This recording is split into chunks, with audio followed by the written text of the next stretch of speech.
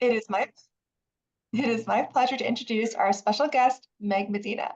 Meg Medina is the current National Ambassador of Young People's Literature, an award-winning and New York Times bestselling author, writes picture books as well as middle grade and young adult fiction. No More Señora Mimí will be published in September and simultaneously released in Spanish as No Más Señora Mimí. Welcome, Meg, and thank you for being here with us. Hi, how are you? Welcome to my family room or my office. I'm delighted to be here, and as always, very happy to hear about the good work of Children in Crisis. I found out about that organization by attending one of these webinars. I think it was Emma Otegi's, and I'm just delighted to do anything I can to support your work, and I look forward to visiting this July. Amazing, thank you. We appreciate it. Oops. I thought I would start today with reading a little bit from my upcoming book, No More Señora Mimí. And I will start by asking all of you if you ever had a babysitter in your life. It's I think a situation that most kids can relate to. And I certainly had one, and I'm sure we'll be talking about it, you and I, Angelina. But this is a very special babysitter for a little girl named Anna. And so I'll read it to you. This is the English version. It comes out in September. And then we'll dig into the roots of this story and so on. So, allá vamos.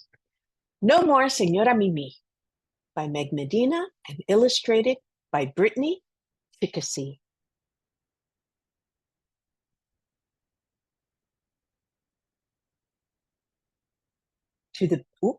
Sorry, I was going to read the acknowledgement. If you can back up. To the babysitters who make room in their hearts and homes. And from Brittany, it is for Eleanor, Ingrid, Lyndon, Thea, and Gwen. No More Señora Mimí. Señora Mimí lives upstairs in apartment 4C. Every day, Mommy drops me off on her way to work. Señora Mimí has a two-tooth baby named Nelson and a no-tooth dog named Pancho, who likes buttered crackers as much as I do. Please hurry, Anna, Señora Mimí says this morning. You'll be late for school. She clips Wiggly Nelson into his stroller and searches everywhere for Pancho's leash. I'm too excited to finish eating, so I slip my dish in the sink. Abuela is moving in with Mommy and me tonight. The pink bedroom next to our kitchen will be hers. I've already put my best stuffed bear on the pillow to welcome her. From now on, Abuela will watch me while Mommy's at work. I say, she's staying forever. That's right, Señora Mimí says. Now, anda, little one. We'll have to go corre, corre to get to school before the bell. Señora Mimí puts on her sweater, the striped one, the one that she made for me.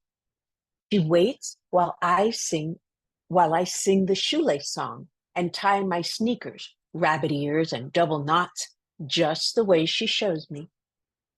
Vamos, Ana, she says. We're almost out of time. Outside, the wind blows as we hurry along the bumpy sidewalk. I kick the leaves that swirl at my feet and notice a game of hopscotch peeking out from under the crunchy pile. But when I start to jump, Señora Mimí calls me away. There's no time to play pong now, she says. I bet Abuela will let me stop and play whenever I want, I say. My words make dragon puffs in the air between us. But Señora Mimí just waves good morning to Mrs. Curtis. Let's hold hands while we cross, Anna, she says. Señora Mimí's cheeks are pink and her eyes are shiny from the cold when she hands me my lunch sack. Have a good day, Anna, she says. See you after school. My class is already lined up to go inside. Abuela's coming to live with me, I tell my teacher, Mrs. Kapoor, at the door. She's going to take care of me from now on, so I won't need a babysitter. How exciting, says Mrs. Kapoor, a grandmother to see every day. When it's my turn at the writing center, I make a list of all the fun things that my mejor del mundo abuela and I will do together, and then I share it in circle time. Lucky you, Tanisha says. Grandmothers are way better than bossy babysitters. No more Señora Mimí to tell you what to do every day. Oh, I say, startled. No more Señora Mimí? I hadn't really thought about that. That means I won't be able to tell Señora Mimí the best parts of my day or the things that I do over, the way I usually do on our walks home. We won't stop in Mr. Ruiz's shop to buy peanuts to feed our squirrels. And I won't get to open her lobby mailbox with the little silver key, or press the top elevator button and race Pancho to the door. By the time we get to Señora Mimi's apartment, nothing makes me feel better, not even buttered crackers. So I find a blanket and curl up with Pancho under the kitchen table. No more Señora Mimí, I whisper to Pancho. I'm sure I see his ears droop. After a long while, Señora Mimí comes to find us. Abuela is coming tonight, I say, and all at once, the words don't taste like candy anymore. Señora Mimí crawls underneath to sit beside me. Then she says, grandmothers love us in a very special way, so I know that you're excited about your abuela. But I will miss you, Ana, and I feel a little sad.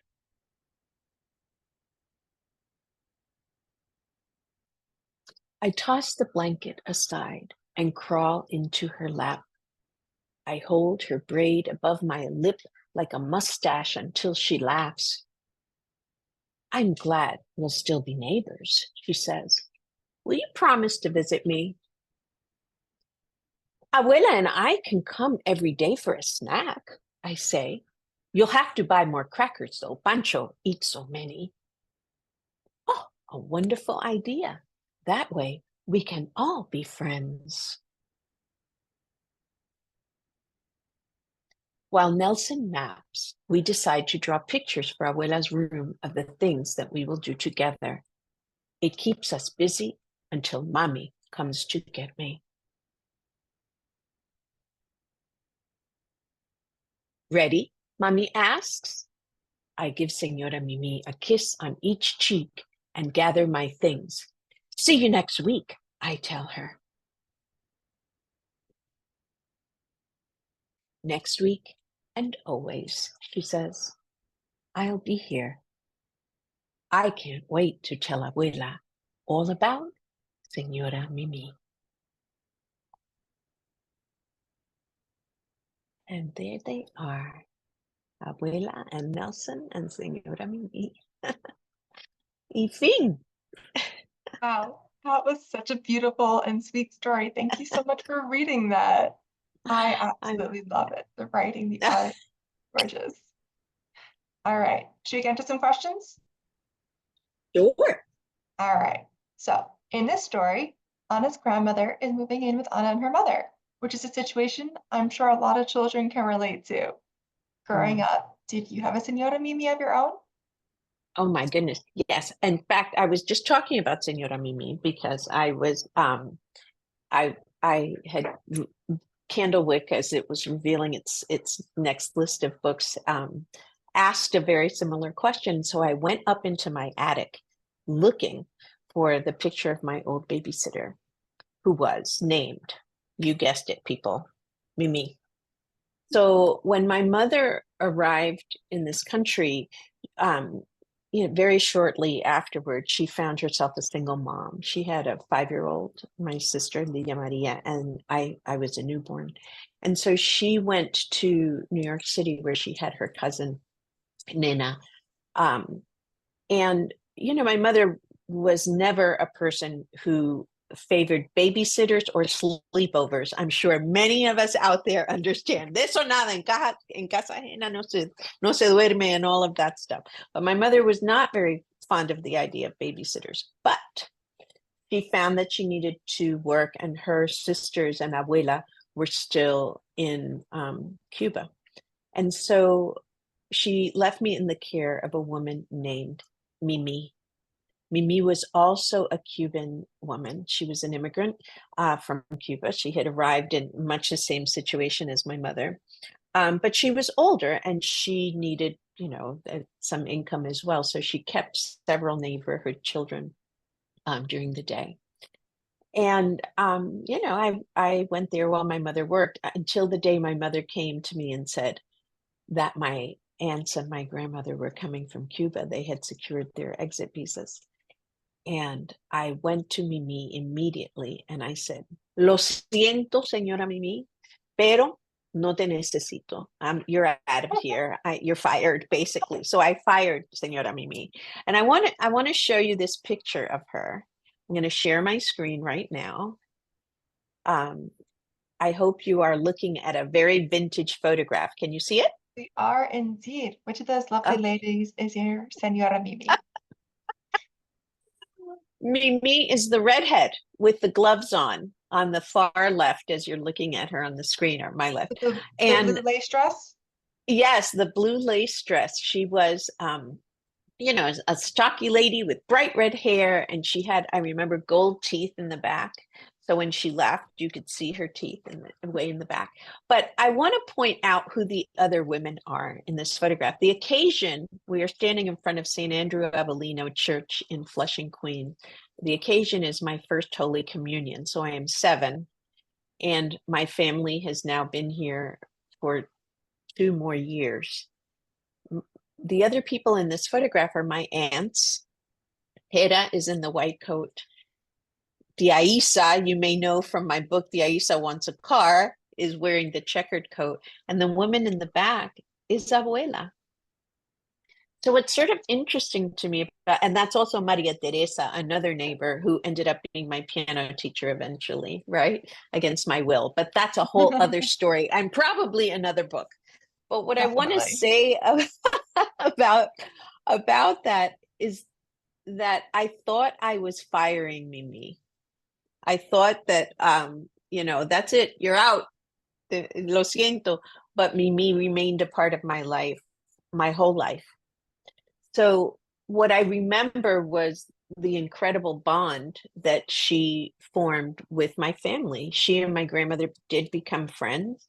Mimi's daughter, who was about the age of my aunts in that picture, would come and have coffee all the time. So there was never a time that I was without Señora Mimi. And what I always remember about that experience was the unity in this recent immigrant community, right?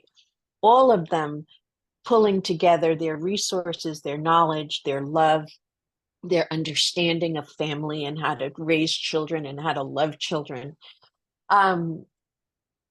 for our benefit. And so when I was writing this story, I just, the Mimi in the book is, of course, young and very different looking than Mimi. This Mimi did not have her own child, but the spirit of loving someone who stays in your life, that relationship that kids can develop with a caretaker, and the relationship a caretaker can develop with the whole family, is the piece that I thought was true about my own life, and that still sort of resonates with kids right now. Yeah. Definitely. I bet a lot of kids can resonate with this. And that's such a beautiful story. And even kids who don't resonate with that, learning about that and that special bond that you have, that's amazing. Thank you so much for sharing that. And the picture, that was so cool to see the actual Señora Mimi. The actual Señora Mimí. Yep. Yeah. All right. So continuing with this personal vein, can you tell us more about writing the process of this? Can you tell us more about the process of writing this book? And is writing a more personal story any different than writing other material? Um, well, so I think every story I ever write is rooted in some experience of childhood that lingered and that I wanted to unpack. So I love the idea of memory and using memory as a springboard for writing. It doesn't mean that you're writing memoir. I've only written one piece. It's in an anthology called Wild Tongues Can't Be Tamed. That's nonfiction about my life. The rest has been heavily fictionalized. So it's a kernel of truth, and then my my thoughts on it, the things that I would change, the characters that I give, I change their sex, their identity, sometimes their species. I go to town and I create the story, but it's always based on something that lingered in childhood. I feel like we remember things for a reason. Like right now, I would ask anybody out there listening that, like, just think of the odd things you remember. It might be that you remember your grandmother's hands, or the plastic daisies that were in the like floral arrangement in your, aunt's kitchen, or wallpaper, or there are all of these little scraps that we put in a catalog in our mind. But when we grab them and we think about them, it opens us to a wider memory. And then the question I always ask myself is, what is it about that was important? Why did my brain grab it? What was important about that?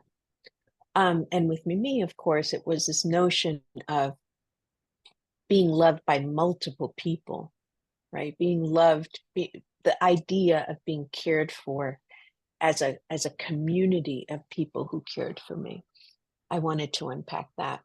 So, I think when I write fiction, it's based on reality, but I also give myself permission to change things as needed and so on. But it has to feel true in some way for me, even though it's made, so many things are made up. The essential truth about little kids, about children, about how they see the world, that has to stay firm for me. Yeah, that makes sense. I can see that throughout all your work. Yeah. That's wonderful to hear. Thank you. Yeah. Uh, I don't so, know another way to write, so that's interesting, right? yeah, I think I would be lost if I began writing with no basis in anything that I had felt or experienced. It would be weird, I think, for me. yeah, I mean, we can tell you right from the heart, like these things matter. These things are memories. I think that's what makes them so amazing. But also the artwork in this one, Oh, beautiful. And oftentimes authors and illustrators don't have an opportunity to collaborate, right? So how did Brittany Chickasee become attached to the project? And how did this art take shape? wow, it was such a story. So originally, this book was scheduled to be illustrated by another very well-known and wonderful illustrator who I love very much as well.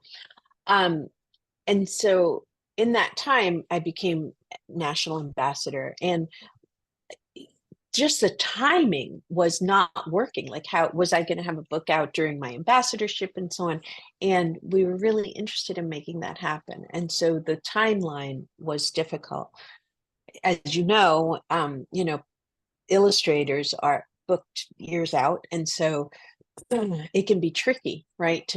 The text might be ready, 2 years before the illustrations are ready.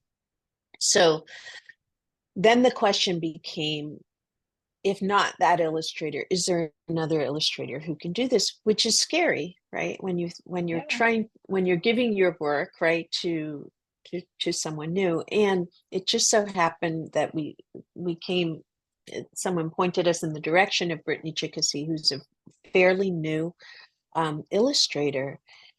And the thing about Brittany's work that was arresting for me was her ability to capture emotion. If you look really closely when you receive a copy of the book, you'll see that she can master, you know, when Ana's being bossy, my abuela's going to let me play hopscotch. Abuela's not going to be better than you. You know, like that, she can capture that sort of haughty thing. Captures that moment when the kaleidoscope switches and Ana suddenly realizes all this great abuela, okay, but that means no more Señora Mimí. And that whole moment underneath the table between Mimi and Ana is really beautifully illustrated. The other thing that's fun is she picked up on lots of things, you know, like I asked for the buttered crackers or Cuban crackers. Any Cuban out there knows, right? Like I ate that, with butter in the morning and like dipped into your coffee is just the most wonderful thing. And it's part of the back cover. So Brittany took care to use small references that that would really feel like the world of Ana was really authentic.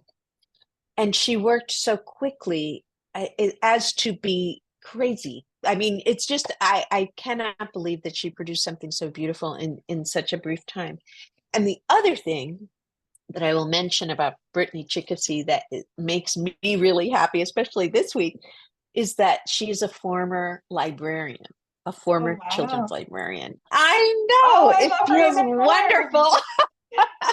Yeah. Wow. And so she got excited, you know, in the library as a librarian. She started reading children's books and she just fell in love with the form and then studied art. And now she's this. So this is a person with this rich love of art and a rich love of books and children's books. So it just feels exactly like she's exactly the right person to have illustrated this.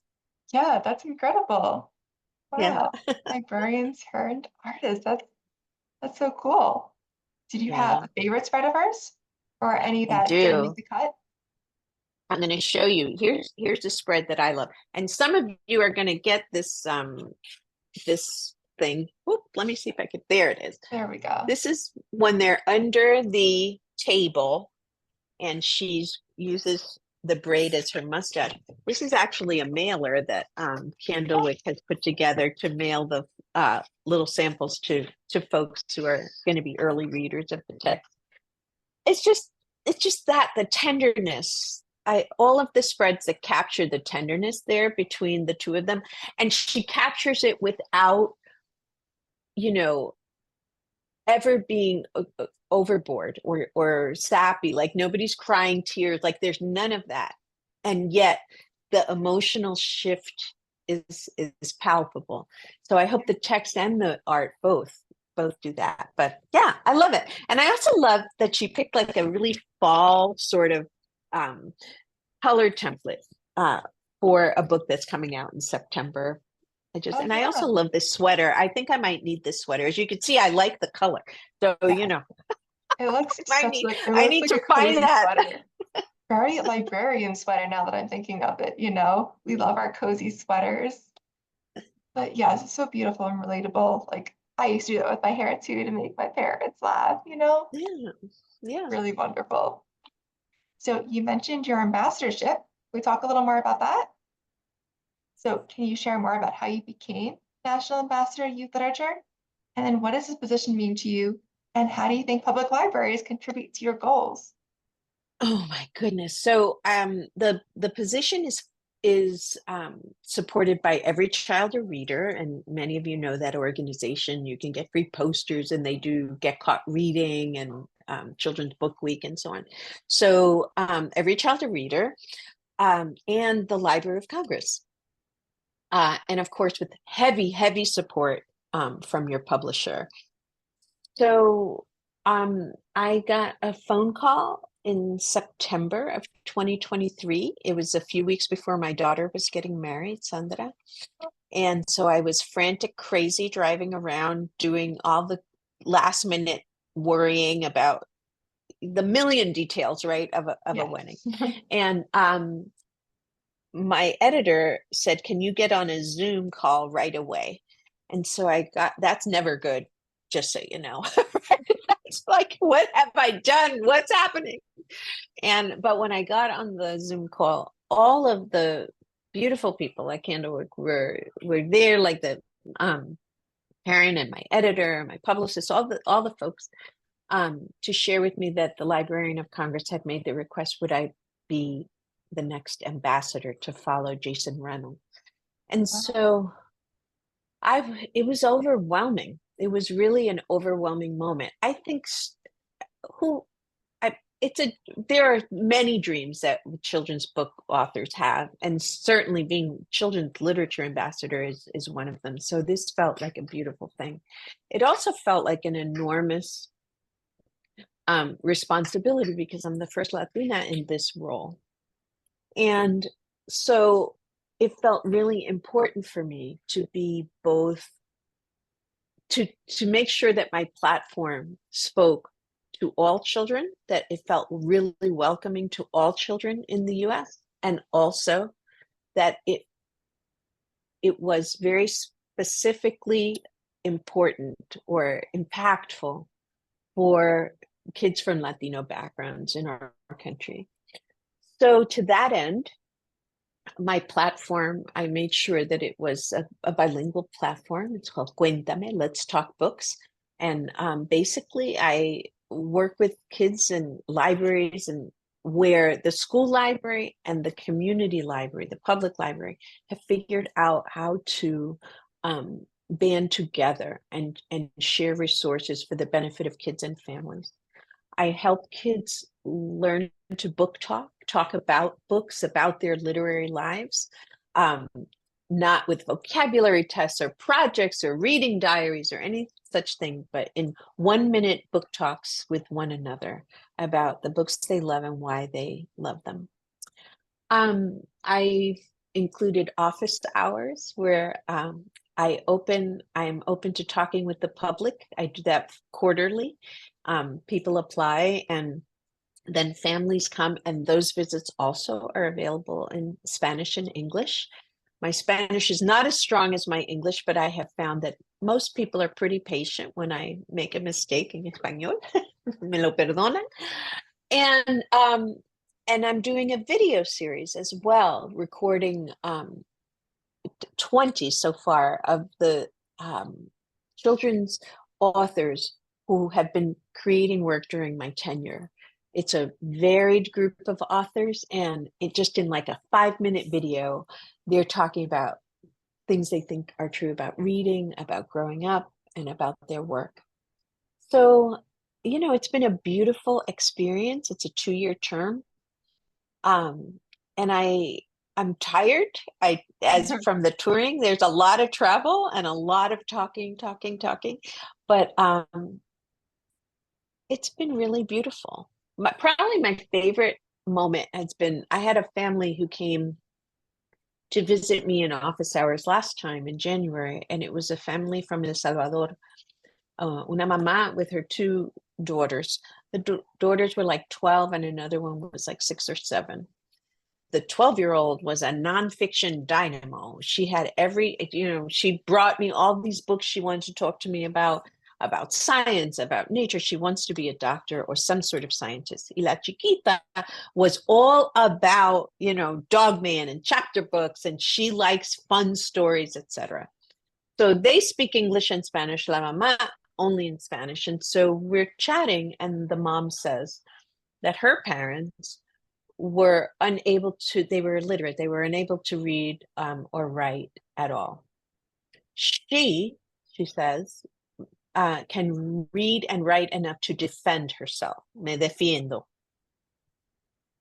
But her daughters have just become ignited around reading, and their world is just this wide open, possibility.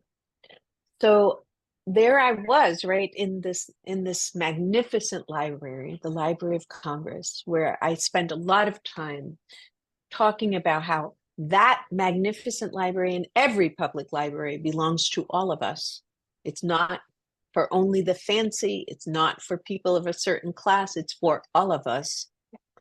And here's this woman telling me really the journey that I think reading can make possible in every family.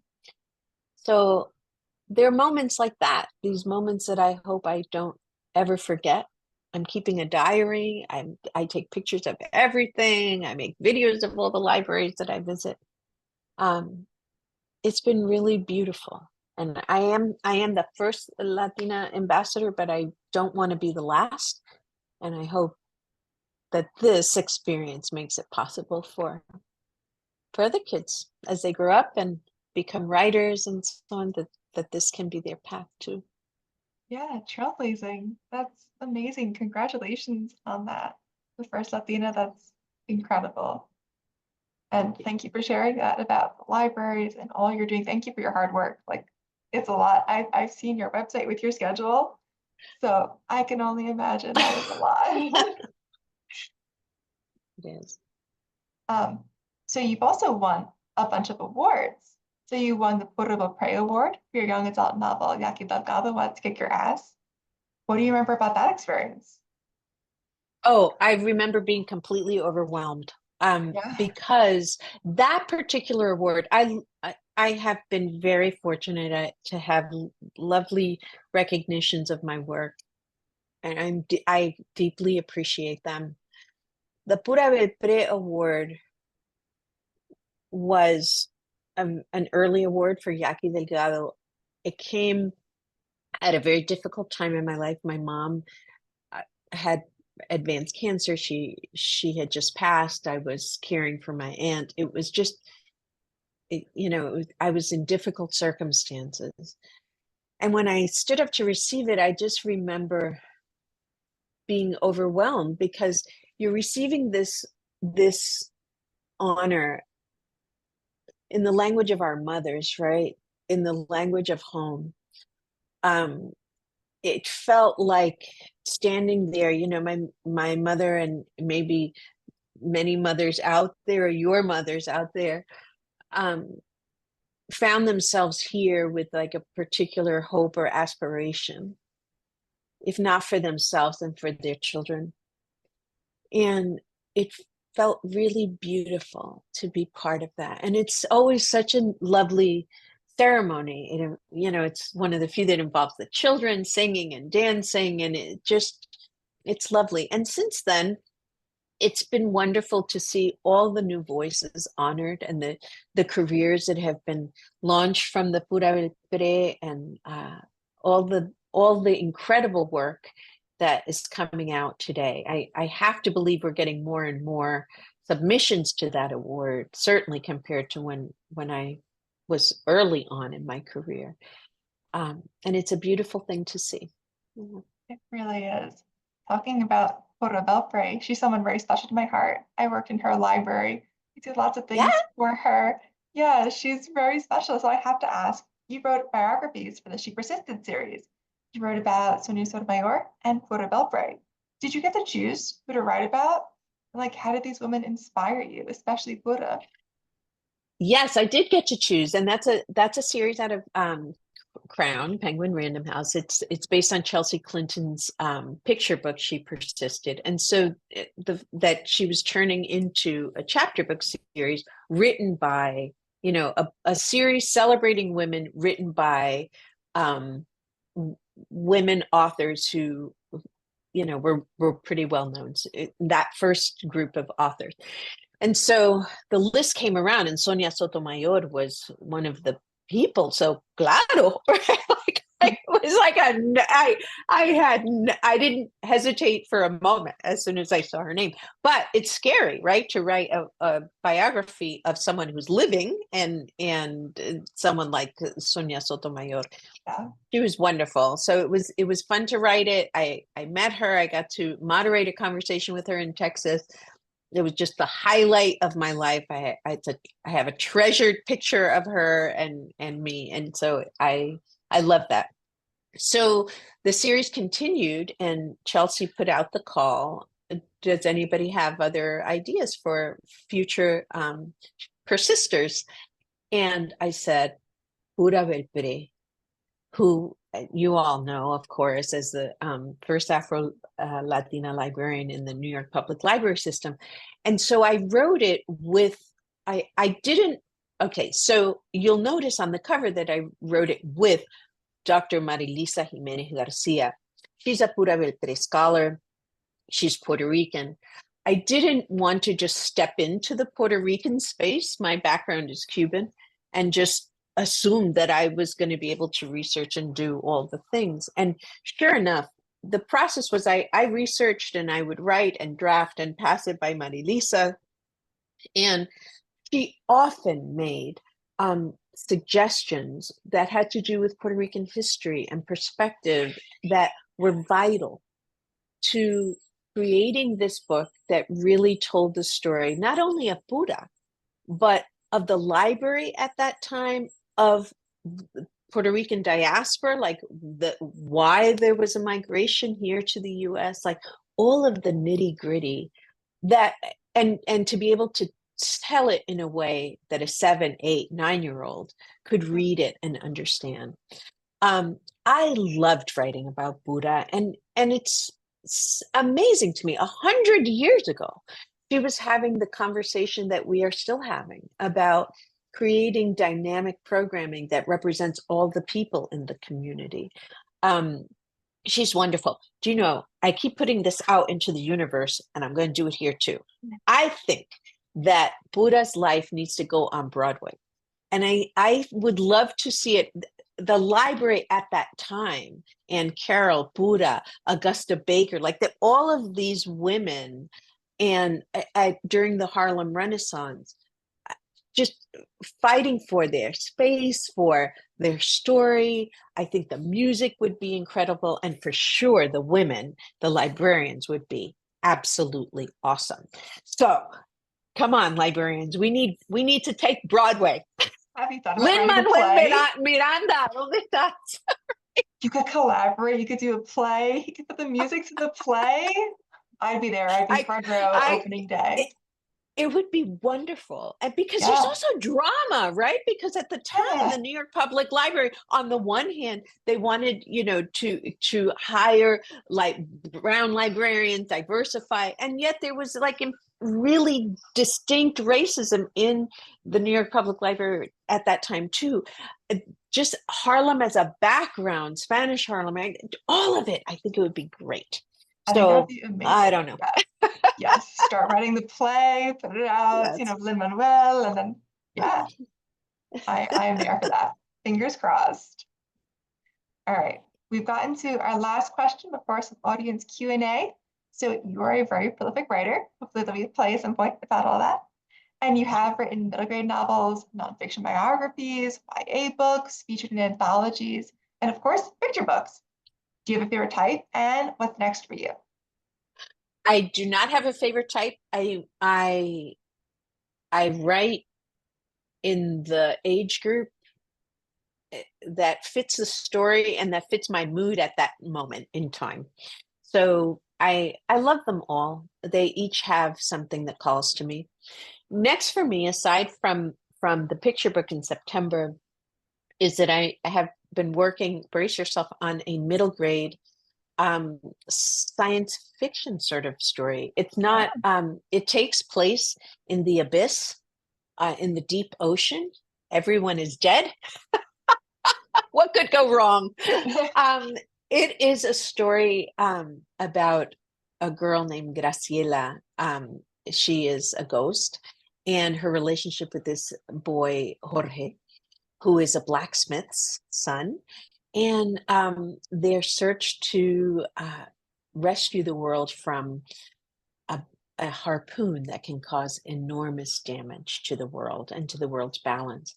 So, it's such a long story. It's been an incredible book to write, a little bit scary because I don't normally write fantasy, right? But, and I called it science fiction, but I should say fantasy. Um, I I don't normally write in that genre, but so I had to scare myself and teach myself how to world build in that way, and also keep the depth of the characters and what I wanted kids to be thinking about in terms of good and community, and what love for each other and what love for the world looks like, and really give them an adventure that was a little scary. So that comes out in June of 2025. Oh, I'm excited. That sounds amazing. I love fantasy and sci-fi. It sounds kind of like the Last Matista, which is amazing. So looking forward to Yes. it. All right. And now we're going to open it up to some attendee questions. Okay. All right. If you have questions, you can put it in the chat in Spanish or in English, and we will read it out to Meg. And while they're typing away, I just want to say thank you. This is amazing. I have so many more questions for you, but let's see if anyone else has some. Well, I have a question for you, Angelina, while we're waiting. How long have you been with the New York Public Library? I was a New York Public Library patron. I was the Queensboro branch. Which branch, and how long have you been with the library? So I started at the New York Public Library after COVID, so 2021. Ooh. And I was working at Aguilar, so that's Pura Belpré branch. And we do Pura Belpré celebrations every year. We got the street renamed after her. We're doing a celebration Yes. in 2 weeks for her. We do a big community celebration. Um, my family's from that area, we're Puerto Rican. And yeah, so that branch is very close to my heart, but it is closed for renovations right now. So I'm at St. Agnes and I've been here while we're closed. But yeah, just since COVID. We need a Pura Belpré event at that library. Like We do. yeah. We do. We had the first year we had someone like in costume from El Teatro de Sea, dressed as Pura. We have a live band singing, so many giveaways. Candlewick, actually, thank you, Candlewick, donating some books to us too to give away. Oh, this is a good time for me to thank Candlewick. I thank Candlewick for everything. They've been my publisher of almost all of my books. They're a dreamland, but they've also donated a lot of books to they'll be donating a lot of books to the children in crisis. My books in Spanish language editions and middle grade titles and so on, for some of those teen girls that were looking for other things to read. That's wonderful. Thank you, Candlewick. Yeah, that is incredible. Well, if we don't have any, oh, okay, we have a question here. Can you speak about the importance of bilingualism / multilingualism in materials and library programming? Yeah, I mean, I can't think of any other way. I think it's essential. Um, it's an invitation. It's such a warm invitation to people to find books in the language that they're most comfortable in. It's also a wonderful way to help families sort of embrace all the different languages and the way that we use languages in our family. Some of us are mostly Spanish speaking, others in the family are mostly English speaking, a mashup. There's no better way, I think, to be able to share a story and still be able to talk about it regardless of where your Spanish or English skills lie. But I just think that in general, when I walk into a library and I see books in the many languages that are present in the community, what it says to me is that library sees who it is serving, right? That library is interested not just in being a place where people, like they're not invested just in their own edifice, right? Their own structure, but what they're interested is in creating links with the community. So, I like to see backpacks in multiple languages. I like to see story times in multiple languages.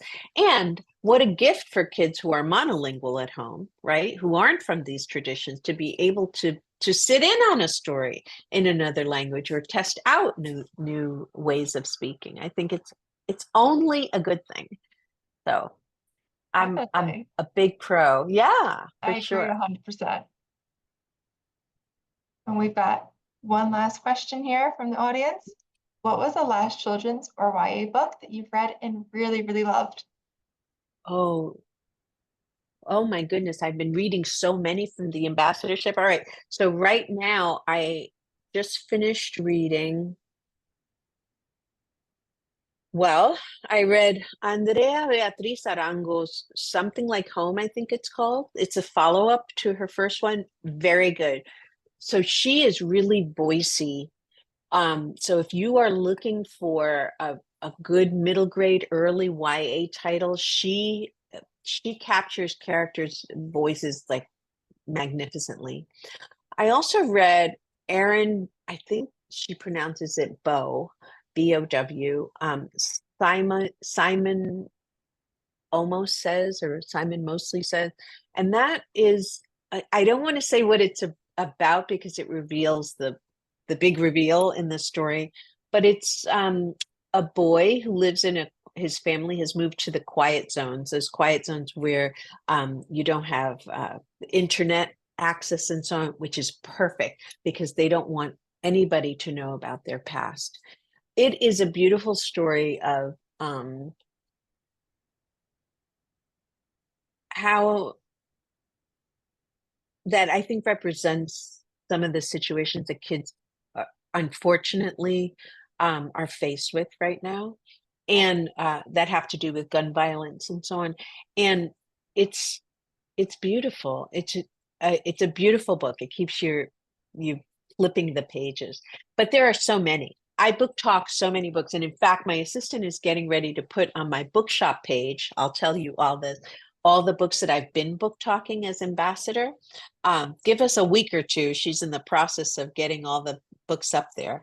I'll But have to look at that. yeah, it's Thinking fun. I mean, we're in the golden age. There's so many great books being written right now. there really is. It is incredible, including yours. And we do want to give away some of yours right now. So Oh, before we oh end yeah. today's program, Candlewick has generously donated copies of a selection of Meg's books that we're going to give away for free to 3 of today's attendees.